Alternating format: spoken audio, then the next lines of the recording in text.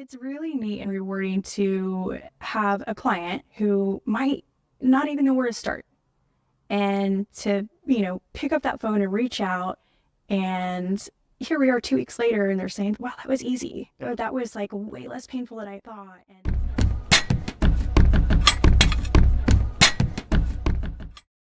Hey, it's James Bausch, your local broker here in North Central Indiana. Today, we have the honor to sit down with LeAnne Francis with Ruoff. Going to be asking some questions that we get asked a lot, and I know she gets asked a lot as well. So, LeAnne, why don't we start off by just give us an introduction to yourself and how you've been in the business and all that good stuff.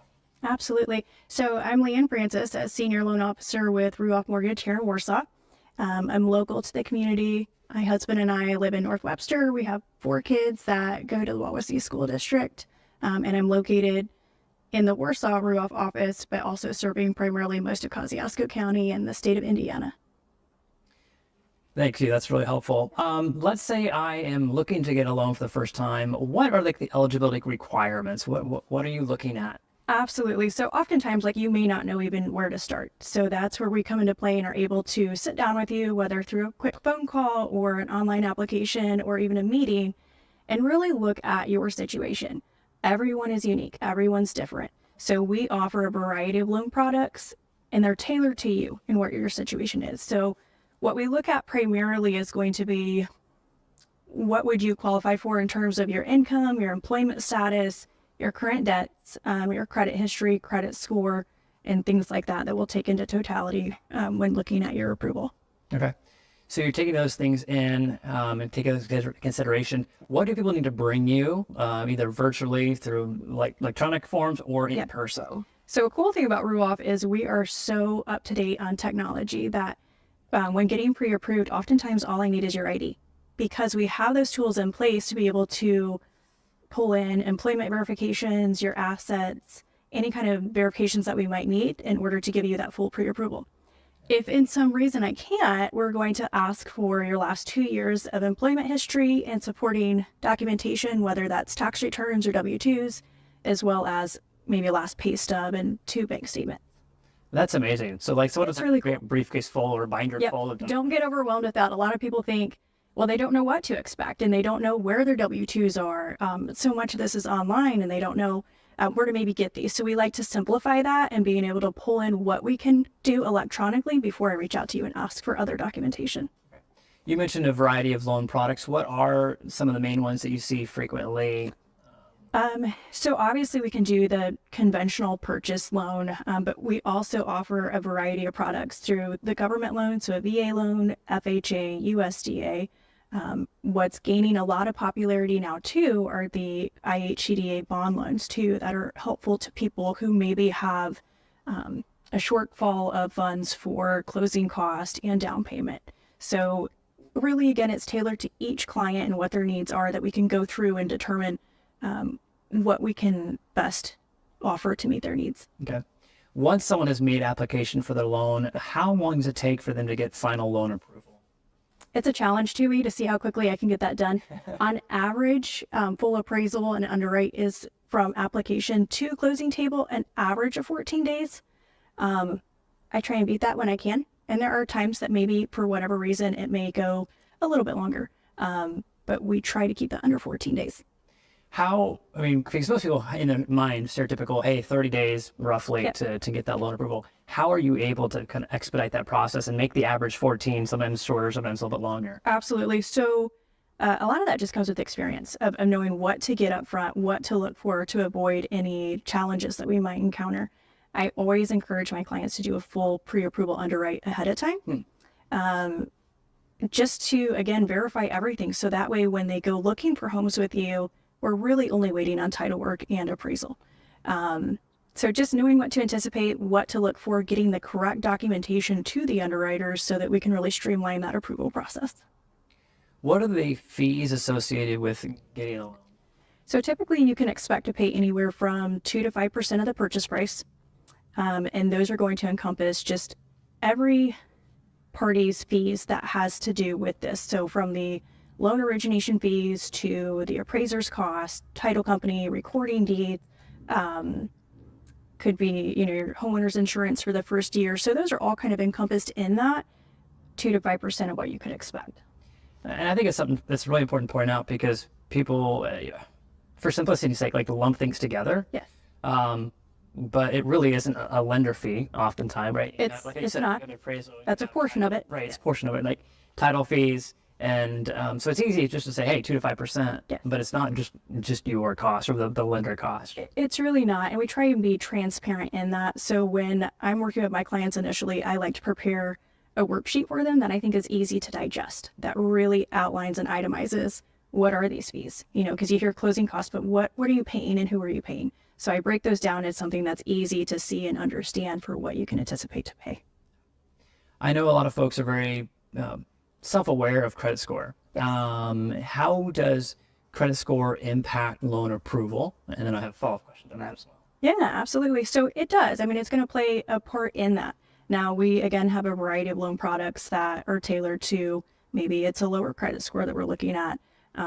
So it's definitely going to be considered, but we also consider a variety of other components with that application. One of the things that I can offer my clients is a credit simulation to look at, what do you need to do to get your credit where it needs to be for whether it's better terms, better rate, a higher loan approval. A lot of times you just don't know what the credit game is and what you need to do. So I'm able to pull in those pieces and give them very descriptive instructions on what they can do to boost their credit score to where it needs to be. We can often do approvals with lower credit scores, but maybe they're not to terms that are going to be as attractive as what we could do with a quick rescore, with just maybe paying down a couple credit cards. So giving you're able to like forecast, hey, if you do these things, we think your credit score is going to go from here to here. And that's a free service that we're able to offer with a relative quick turn time on that as well. The other question related to credit scores, I know a lot of people are conscious about, hey, I don't want my credit score to be dinged or hit.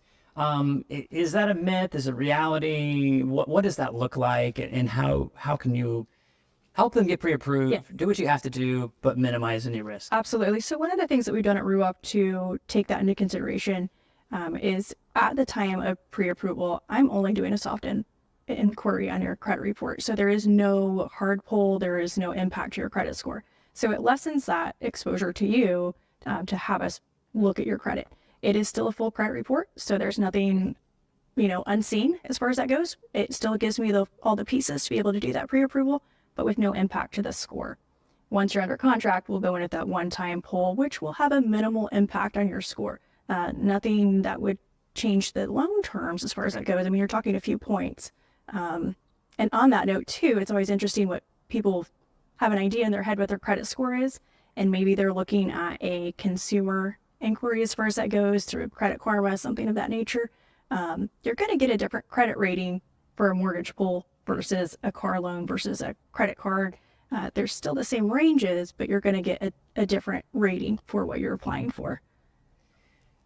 Obviously, buying a home is a huge financial decision, and people assume a 30-year mortgage. In reality, do you know on average how long most people hold a loan? Typically, it's anywhere 7 to 10 years. Right now, it's averaging 10 years.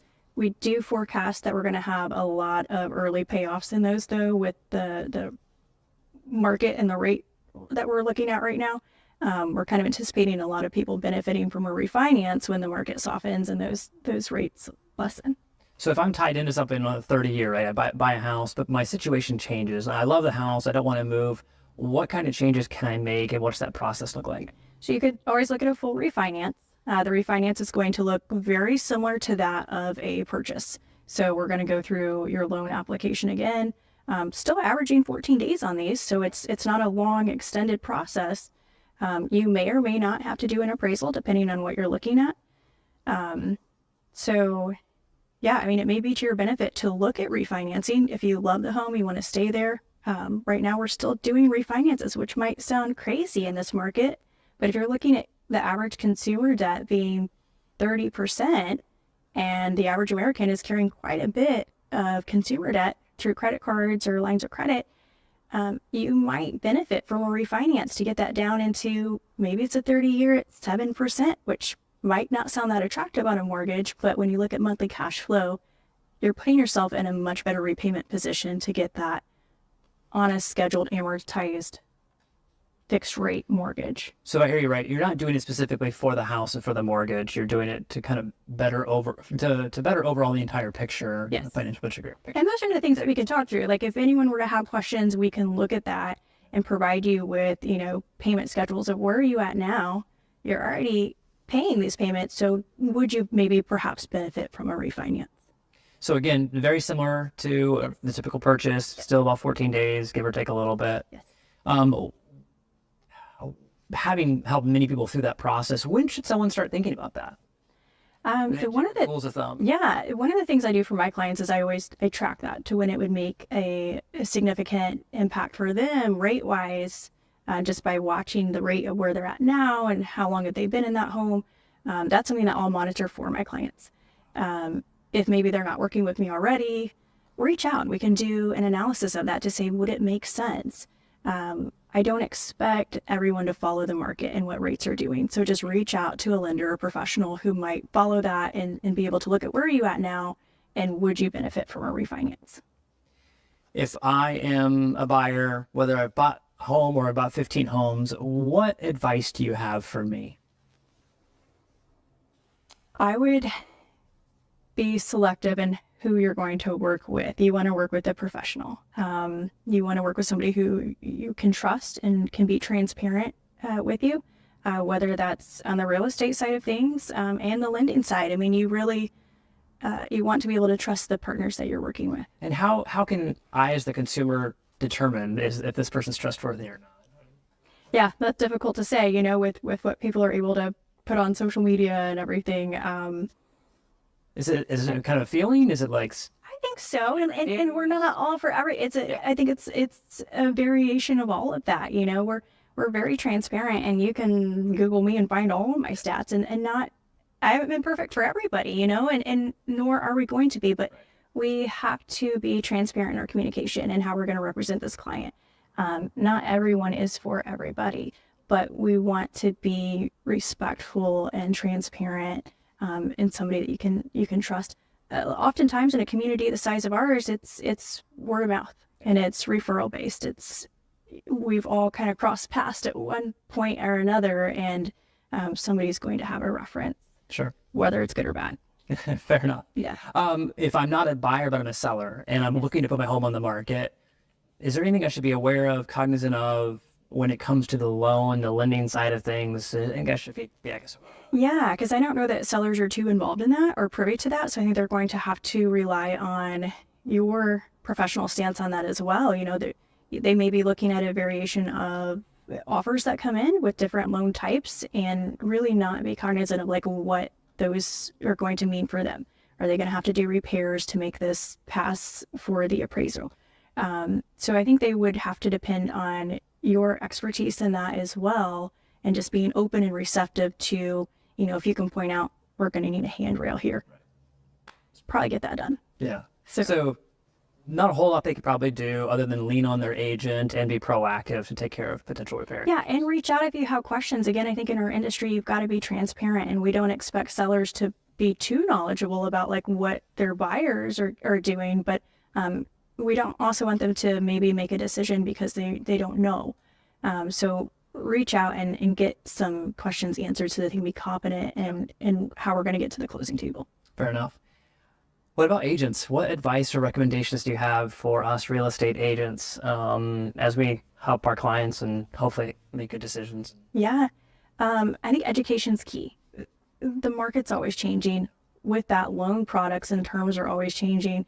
You've got enough to know about without knowing like the ins and outs of the loans. But when in doubt, like pick up the phone, let's talk it through. What are we looking at? Is this property going to qualify? What are the limitations of the client that we have pre-approved? What do we need to do together to get this to the closing table and to get these people into their home?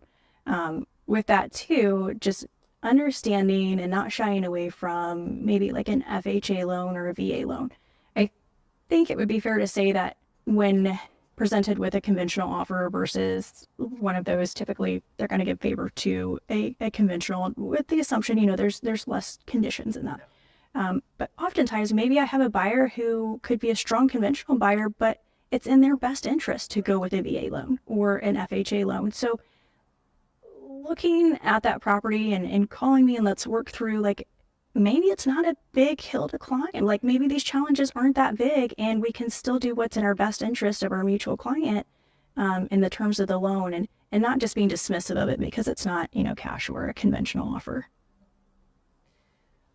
Back to the more the personal side of things. Yeah. What do you really enjoy about your job? When you come home after a long day of work, what puts a smile on your face and what makes it rewarding for you? It's very rewarding. So I've been in the financial industry for 17 years now with a primary focus on mortgage lending over the last decade.